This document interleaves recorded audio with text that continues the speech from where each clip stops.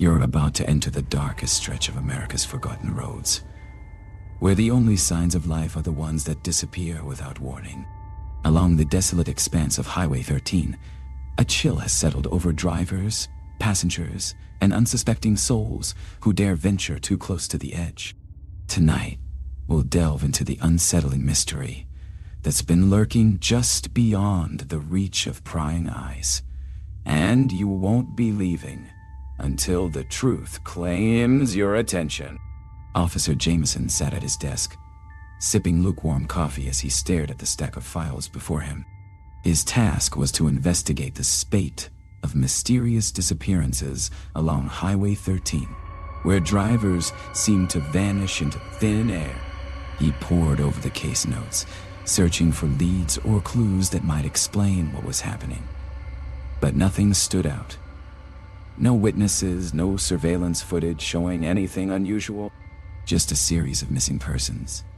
Cases linked solely by proximity to one stretch of asphalt. He rubbed the fatigue from his eyes, feeling the weight of the unsolved cases bearing down on him. Sweat dripped onto the stacks of papers as his gaze wandered to the computer screen, displaying archived footage from camera hash 23, positioned near the alleged exit point. It showed hours upon hours of empty roads during the day, cars driving past, and people walking alongside the shoulder. Nothing out of the ordinary until the designated winter storm closure periods began. Then, vehicles would enter the area only to be swallowed up instantly. A faint noise echoed through the precinct. The radio crackled to life. At first, Jameson thought it was some glitch, a trick of light or shadow playing tricks on the sensor. However, upon further review, the discrepancy remained constant. Complete silence for half the year, chaos during the other. A nagging curiosity set in as Jameson began questioning whether these events were actually connected. Must be the snow, he muttered to himself. Maybe we're just seeing things. Still, the doubt lingered. Had anyone else noticed this peculiar anomaly? Perhaps an internal memo buried deep within the highway department's archives could hold the answer. Digging through dusty storage rooms, he stumbled upon construction documents related to the infamous Highway 13 extension project. Shelves loomed above him, stacked high with yellowing folders containing blueprints and diagrams. Rats scurried across his feet, their tiny squeaks punctuating the heavy atmosphere as Jameson unearthed hidden passages beneath the pavement. The network revealed something remarkable. A single secret diversion tunnel designed for emergency access and routine maintenance. Dubbed Project Eclipse, its lead engineer, Mr. Reed, left his job mid-project, claiming family obligations that apparently trumped decades-long experience leading teams across various major infrastructure projects nationwide. That nagging sensation grew stronger when rummaging deeper. Jameson discovered Mr. Reed's final company-wide communication, labeled confidential. Attached to it lay cryptic documentation referencing a clandestine agreement forged secretly amongst key players involved in Project Eclipse. Politicians, influential community leaders, and prominent engineering firms alike, known colloquially as the Lombard deal. This supposedly granted permission for under-the-radar excavation operations adjacent to the main thoroughfare, though specifics remain shrouded even among those who authorized them. The truth dawning like slow-moving fog finally crystallized with every new piece added to the puzzle. As Jameson pored over the confidentiation, a chill seeped into his bones. The flickering fluorescent lights overhead cast long shadows on the walls, as if night itself had fallen early. He became transfixed on the phrase, adjacent to the main thoroughfare, etched repeatedly throughout the memos, and a cold dread crept along his spine. Suddenly, The radio crackled again. Sirens howling in the distance cut through the static.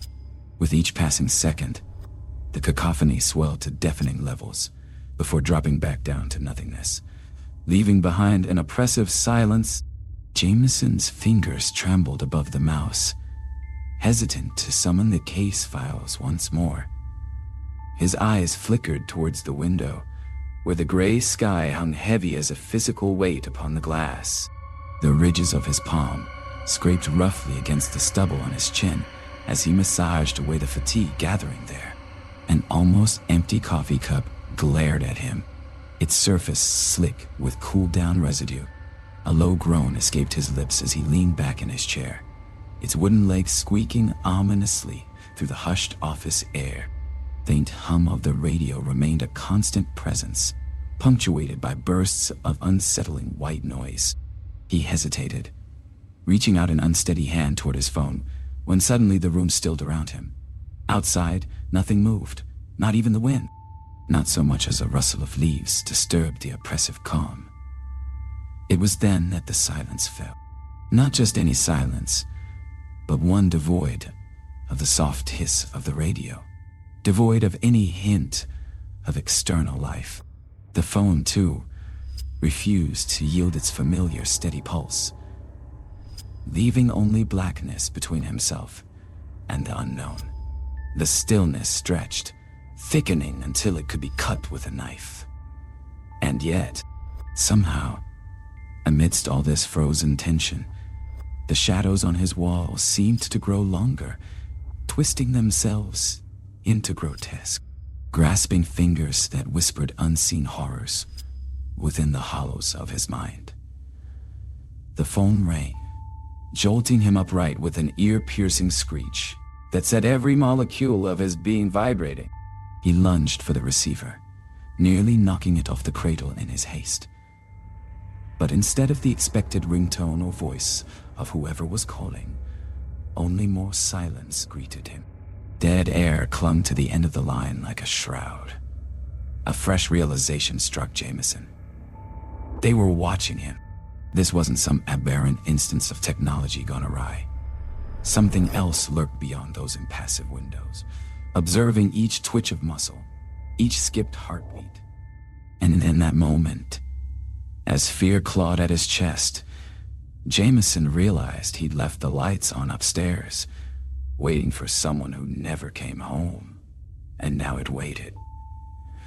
For me. Highway Patrol Officer Jameson sat frozen, his eyes fixed on the stack of files before him.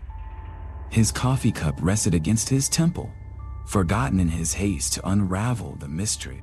As the seconds ticked away, the air grew thick, heavy with an oppressive foreboding that weighed upon him. Suddenly, the lights flickered and died, plunging the office into darkness. The radio's steady hum returned, followed by an ear-splitting shriek as static filled the speakers. The phone, still ringing persistently in the dead air, jolted him upright. In one swift motion, Jameson snatched up the receiver, praying for some semblance of control over the chaos unfolding around him.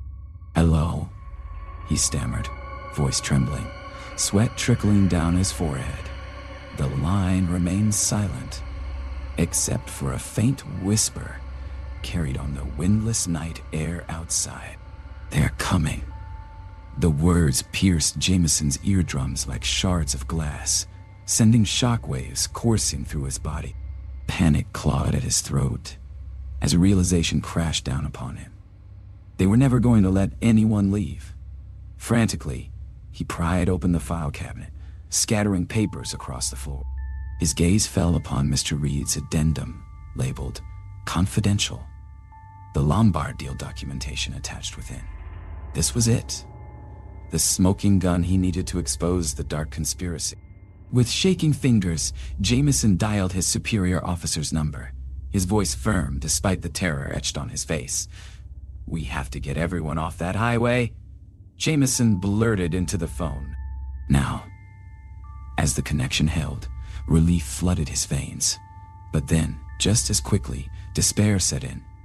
He remembered the countless drivers who had vanished forever, entombed alive beneath the pavement. No matter how hard he screamed into the void, no one would be able to escape the fate awaiting them all. In that moment, time itself ground to a halt. The clock stopped ticking, its mechanical heartbeat mirroring Jameson's racing heart.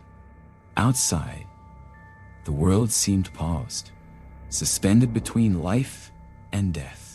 Highway 13 stretched out behind him like a cold, unforgiving serpent, devouring its prey with deadly efficiency. And when the lights finally flickered back to life, Jameson knew what he must do. There could be no more investigation, no further attempts to rationalize the unspeakable horror lurking beneath their very feet. They wouldn't stop unless someone else took action, unless another brave soul decided to stare into the abyss once more. With hands made numb by fear, but unwavering resolve burning bright within his chest, he scribbled 2 hasty lines onto a blank sheet. "My name is the final witness." His pencil broke under the pressure, shattering into silken threads that danced on the breeze as if mocking his defiance. Yet even amidst this gruesome reality, something inside him hardened, refusing to yield to the crushing weight bearing down from above. The last thing Jameson heard before all went black was the soft hiss of carbon monoxide seeping through his ventilation system. A chilling echo of those trapped lives buried next door. The investigation may be closed, but the case remains unexplained. The disappearance of individuals along Highway 13 has left us with more questions than answers. The eerie silence that descended upon Officer Jameson's office serves as a haunting reminder that there are still things beyond our comprehension, lurking in the shadows, and perhaps beyond our reach. Whether deliberate or not, we've caught glimpses of an unsettling truth, one that echoes long after the static fades and the screens go dark. Whatever lies hidden beneath the asphalt will remain so, waiting patiently for its next victim. Or ours.